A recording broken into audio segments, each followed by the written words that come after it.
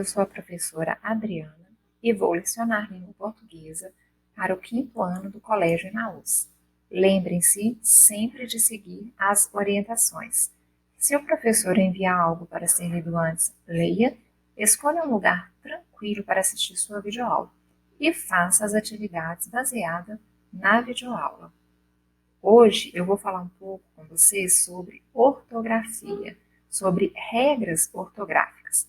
O que são regras ortográficas? São regras que nós devemos seguir para escrever corretamente uma palavra. Porém, não devemos decorar essas regras, pois sempre que decoramos algo, esquecemos. Então, como que nós vamos aprender essas regras? Fazendo as atividades, recorrendo sempre ao dicionário e praticando essas palavras, seja na grafia ou seja na escrita, ou lendo bastante. Toda vez que eu leio, eu tenho que prestar atenção como aquela palavra é escrita. Dessa forma, eu vou aumentar não só o vocabulário, mas como também vou escrever corretamente.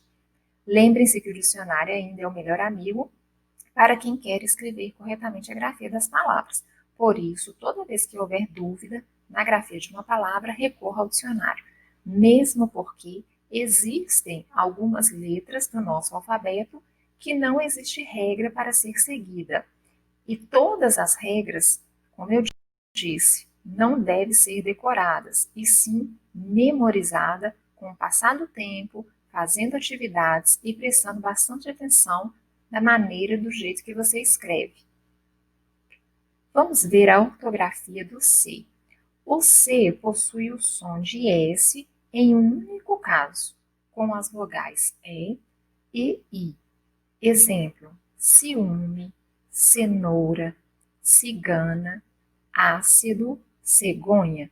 Então, em todas essas palavras, eu tenho o som de S, mas vou escrevê-las com C. Por que que isso pode acontecer? Porque antes do C, eu tenho as vogais e I. Quando eu tenho as vogais A, O e U, nós usamos o cedilha e não mais o C, mesmo porque se você usar o C, como no exemplo de paçoca, ficaria pacoca, não é isso? Então, não cabe mais aqui usar o C, e sim o cedilha. Outra coisa, o cedilha eu nunca escrevo antes de vogais E e I, apenas o C ou o próprio S ou dois S's. Exemplo: paçoca, criança, carroça e açúcar. Se a palavra contar com consoante precedida de vogal, emprega-se o S. Exemplo: descanso, farsa, remorso. Nessas palavras, nós podemos observar que tem o som de S, é escrita com S, e antes do S eu tenho aqui uma vogal e uma consoante, depois o S, como no caso de descanso. No final eu tenho A-N-S-O. Farsa, eu tenho A-R-S-A. Remorso, eu tenho O-R-S-O. Então, nestes casos, eu vou empregar a letra S, ou seja, o som que a palavra realmente tem. O S aparece entre duas vogais com o som de Z. E isso pode acontecer e vai acontecer várias vezes. Caso haja dúvida, sempre recorra ao dicionário para realmente você verificar se a palavra é escrita com S ou com Z. Mas, quando eu tenho duas vogais, as minhas palavras podem ser escritas sim com S, mesmo tendo o som de Z. Como, por exemplo, a palavra casa, liso, casulo, casebre. Eu tenho várias outras palavras que são escritas com S, mas com o som de Z. Casamento, várias palavras. O que eu quero chamar a atenção de vocês é que existem sim essas palavras que têm o som de Z e é escrito com S. Caso haja dúvida, recorra ao dicionário. Os dois S será usado quando se pronuncia uma palavra entre as vogais com som de S. Por exemplo, pássaro, passagem, massa, pêssego.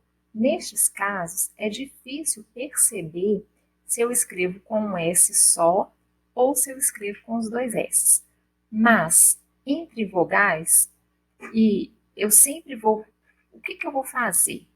Eu tenho dúvida, professora, eu não sei se eu vou escrever com um S, se eu vou escrever com dois S, se eu vou escrever com cedilha, se eu vou escrever com C, mesmo tendo essas regras, se ainda assim, quando você escrever, você tiver essa dúvida, é o que eu sempre falo, vai ao dicionário.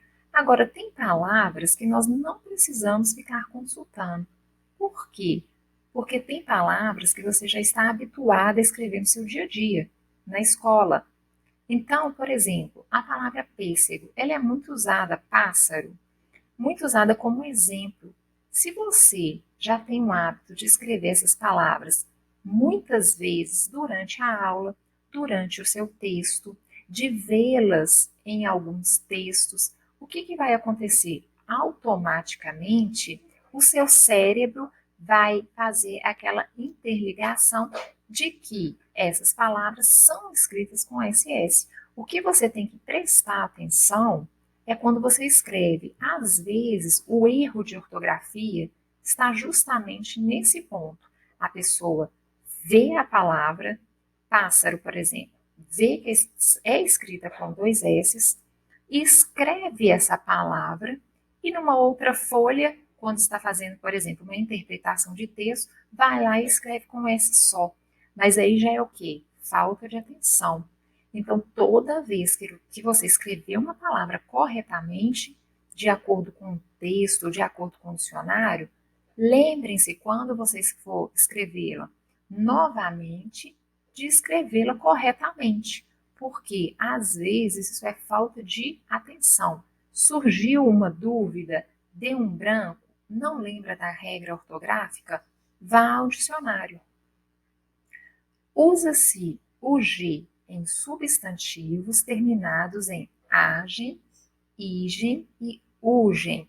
Lembrem-se que substantivos é a parte da gramática que estuda o que? O nome, nomeia as coisas. Então, o substantivo nomeia tudo, até sentimentos, ok? Objetos, nome de pessoas, países, estado, tudo que eu dou nome. Tudo que tem um nome é o que? Um substantivo. Então, o G eu vou escrever nas terminações de agem, igem e ugem quando substantivos. Vamos ver os exemplos? Miragem, origem, ferrugem. Repare que todos terminam com G, E e M. Por quê? Por causa dessas terminações que são substantivos. Todas essas palavras são substantivos. Palavras terminadas em égio, ígio, ógio e úgio também, como vocês podem ver, são escritas com G. Privilégio, litígio, relógio, refúgio, contágio. Então, todas as palavras são escritas com G, I, O. Por quê? Por causa dessas terminações, ok? Usa-se o J nas formas verbais terminados em jar. O que são formas verbais? São os nossos verbos com essa terminação AR que nós podemos ver no slide. Exemplo, viajar, arranjar e despejar. Viajar é um verbo, viagem é um substantivo. Então, quando eu digo, por exemplo, viajei para o Nordeste, quando eu uso viajei, eu vou escrever com J, porque vem do verbo viajar. Quando eu digo a viagem que fiz para o Nordeste foi muito boa, Quando eu digo isso, a viagem, viagem é o quê? Um substantivo. Então, vai ser escrito com G. Não podemos confundir viagem, substantivo, com viajar, verbo. Então, toda vez que você conjuga esse verbo viajar, como viajei, viajarei, sempre eu vou escrever com J. Quando eu uso o substantivo a viagem, eu vou escrever com G. Nas palavras derivadas de outras que já apresentam a letra J. Então, aí fica fácil. Eu vou continuar escrevendo com J. Exemplos: cereja, eu escrevo com J, então cerejeira, eu vou escrever com J. O que aconteceu ali? Cereja, laranja e loja são palavras primitivas, são substantivos primitivos. Quando eu acrescento um sufixo ali no final, eu vou continuar grafando da mesma forma que eu grafei o início na minha palavra primitiva. Então, é isso que quer dizer palavras derivadas, ou seja, quando eu tenho uma palavra primitiva e eu faço a derivação dela, seja por um sufixo ou prefixo, só que neste caso vai ser pelo sufixo, ok? Então, cereja, cerejeira, J. Laranja, laranjeira, também escrita com J. Loja, lojinha. Então, lembrem-se disso. Se eu escrevo uma palavra com J e eu vou derivar essa palavra, ela continua sendo escrita com a letra J. Nas palavras de origem tupi, africana ou árabe, não precisam ficar com dúvida ou assim, nossa, professora, o que significa essa origem tupi, africana ou árabe? Não é fácil nós sabermos se uma palavra, né? Eu não sei se essa palavra é derivada do tupi, da África ou árabe. Então, o que você vai fazer? É como eu disse, tem dúvida? Recorra ao dicionário. Não tem problema. Algumas palavras dá para saber que tem essa origem. Por exemplo, a palavra pajé. Pajé vem do tupi, não é verdade? Algumas nós conseguimos fazer essa percepção, ter essa percepção. Outras não. Quando nós não tivermos essa percepção, vamos recorrer ao dicionário. Para isso que o dicionário serve, ok? Para tirar as nossas dúvidas. Então, a palavra jiboia, pajé, canjica, manjericão e moji são palavras que eu escrevo com J, com a letra J, por serem de origem tupi, africana ou árabe. Não precisa decorar e nem ficar com aquela dúvida, ai meu Deus, eu vou ter que saber. Não é isso. Aqui é uma regra que eu estou passando para vocês, que vocês precisam, lógico que já estão no 5º ano, começar sim a ver regras ortográficas, mas não decorá-las, e sim memorizando com o tempo, consultando o dicionário, escrevendo e lendo bastante, ok? Lembrem-se, as regras ortográficas nunca devem ser decoradas, mas sim praticadas.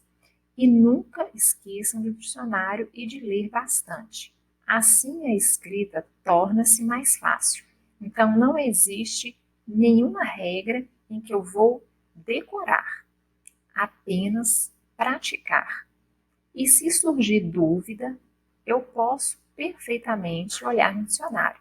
Mas, professora, quando eu estou fazendo uma prova, por exemplo, eu não posso consultar o dicionário, não é verdade? Sim, é verdade. Em uma prova, dependendo da prova, muitas vezes o professor não deixa, principalmente se for uma prova de ortografia, consultar o dicionário. Mas quando você tem uma prova? Quando que acontecem as provas? Depois de você aprender sobre aquilo. Então, se eu vou dar uma prova, uma atividade avaliativa, em que eu não vou deixar você escrever, consultar o dicionário, o que vai acontecer? Antes daquilo, antes daquela prova, daquela atividade, você já vai ter feito bastante o uso dessas palavras, seja em atividades, seja consultando o dicionário. Então, você já vai ter o quê? As palavras que são colocadas ali naquela atividade ou que você vai usar no seu texto, são palavras que você já está habituado a escrever. E é como eu disse, tenha atenção ao escrever as palavras. Dessa forma, você não vai escrever errado. Se você não tiver atenção, com certeza você sempre vai escrever a mesma palavra de maneiras diferentes, ok? Vamos às atividades, os exercícios que eu vou deixar. Páginas 44 e 45 do livro de português. E páginas 32, 33, 34 e 35 do livro de gramática e ortografia. Gente, as questões que têm a participação do professor podem ser realizadas perfeitamente por vocês em casa, ok? Então, lembrem-se, 2 livros, 2 atividades diferentes. Por quê? Para vocês praticarem o que vocês aprenderam. Lembrem-se, juntos no caminho certo.